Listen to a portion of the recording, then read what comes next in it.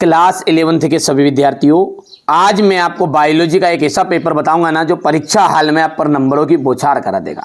देखिए, हर जिले में अलग अलग तरह के पेपर आ रहे हैं बेटा, ठीक है।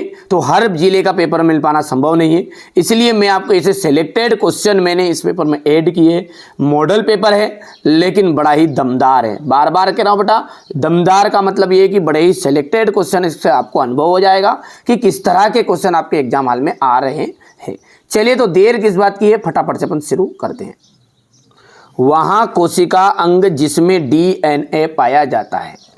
देखो, ऐसा कोशिका अंग जिसमें डीएनए पाया जाता है तो वो क्या है, केंद्रक है कि माइटोकॉन्ड्रिया है, हरित लवक है कि ये सभी। तो यहाँ पर ऑप्शन चौथा एकदम राइट रहेगा, ये सभी।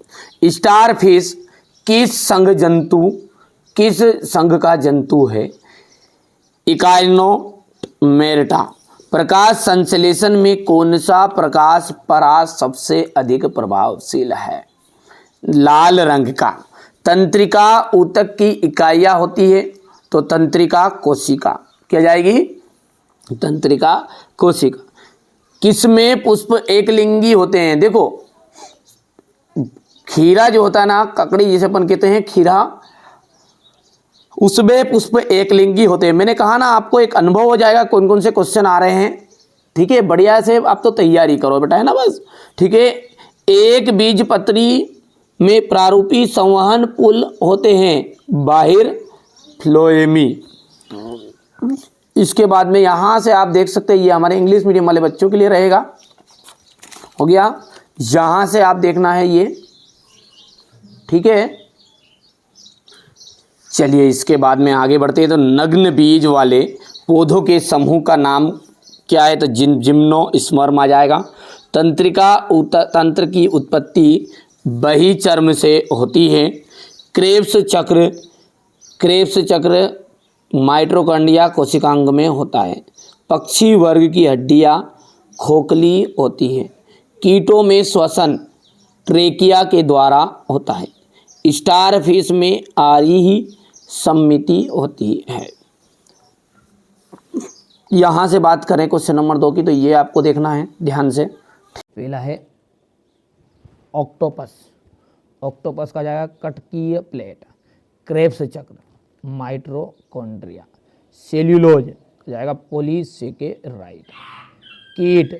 कीट का जाएगा ट्रेकिया। और ऑक्सीटोसिन का जाएगा एड्रीनेलिन, ठीक है भैया। इसके बाद में ये आपका थोड़ा छोटा कर दूं ताकि पूरी चीज़ें नज़र भी आ जाएगी। अब है आपके ये जोड़ी इंग्लिश मीडियम वाले बच्चों के लिए।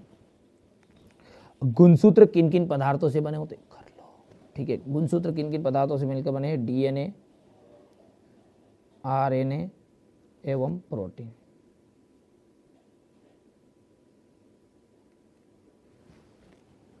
अंतःस्रावी ग्रंथियों के अध्ययन को क्या कहते हैं? एंडोक्राइनोलॉजी। तो यहाँ पर जाएगा एंडोक्राइनोलॉजी।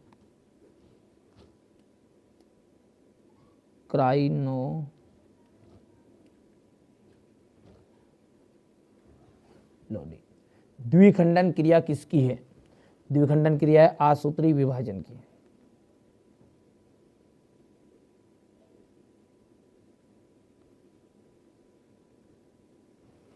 अमीबा का प्रचलन अंग कौन सा है? अमीबा का प्रचलन अंग है कुटपाद। नाखून किसका बना होता है? काइटिन का, ठीक है। और इसके बाद में अपन बात करेंगे, तो यहाँ से अपन इंग्लिश मीडियम वाले बच्चे बढ़िया से लेंगे, ये कंप्लीट करेंगे ना। हाँ, चलिए आगे बढ़ते हैं। क्वेश्चन नंबर 5 की बात करेंगे ना, तो सत्य है। मानव का जो वैज्ञानिक नाम है मेंगिफेरा इंडिका है क्या? तो ये असत्य रहेगा। दूसरा जो है ना वो आपका सत्य रहने वाला है। तीसरा असत्य रहेगा। चौथा सत्य है। पांचवा सत्य है। और तंत्रिका कोशिका विभाजित होती है, तो ये आपका असत्य रहने वाला है। हो गया भैया। ये यहाँ से क्वेश्चन नंबर 5 है। क्वेश्चन नंबर 6 को ध्यान से देखिएगा। आम का वैज्ञानिक नाम निम्नलिखित में से इनमें से कौन सा सही है? ठीक है। जीवों को वर्गीकृत क्यों करते हैं? प्रत्यक्ष और अप्रत्यक्ष परिवर्धन में क्या अंतर है? पूरा सॉल्यूशन आपको प्रोवाइड कराऊंगा मैं, कोई घबराने की जरूरत नहीं है आपको, है ना। और यदि आपको ये आते हैं तो ठीक है, पहले से नहीं आते तो क्वेश्चन देख लो, है ना, आते हो तो, और नहीं आते तो सॉल्यूशन में से देख लेना, है ना, जल्दी कर लो, है ना। विभिन्न प्रकार के पर्ण विन्यास को उदाहरण सहित वर्णन कीजिए। पुष्प दल विन्यास की परिभाषा आपको लिखनी है। पादप का कौन सा भाग निम्नलिखित को दर्शाता है? रंध्रीय तंत्र तथा रंध्र की संरचना का वर्णन करिए। क्लोरोप्लास्ट का नामांकित चित्र आपको बताना है। कोशिका भित्ति के दो कार्य एपो एंजाइम तथा होलो एंजाइम में अंतर बताइए।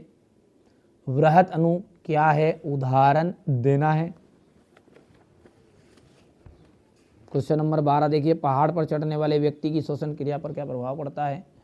और जैव क्षमता और फेफड़ों की कुल धारिता में अंतर बताइए। कवक यानी फफूंद की विशेषताएं बतानी है। एक बीजपत्री द्विबीजपत्री से किसमें आप किस प्रकार विभेदित करेंगे, ठीक है। इसके बाद में हो जाएगा उपास्थि और अस्थि में 4 अंतर, द्विबीजपत्री तथा एक बीजपत्री और तने में अंतर। पादप कोशिका का नामांकित चित्र बनाना है। डीएनए और आरएनए में 4 अंतर आपको बताने हैं। क्रेब्स चक्र के, ठीक है, समग्र रेखा चित्र बनाना है। ऑक्सीजन और किण्वन में अंतर कर लेना भैया, यही आपके पूरे रियल पेपर के प्रश्न आंसर में बता रहा हूँ आपको, है ना। चक्रीय और अचक्रीय फास्फोरिलेशन में अंतर बताना है। श्वसन और दहन में अंतर बताइए। मानव सजन तंत्र की संरचना और वर्णन। इसके आगे है आपका मनुष्य में नेफ्रॉन का नामांकित चित्र बताना है आपको। क्वेश्चन नंबर जो 18 है उसको ध्यान से देख सकते हैं, ये तो क्या आपका। और 19 में एक्टिन तथा मायोसिन पेशी तंतु में अंतर।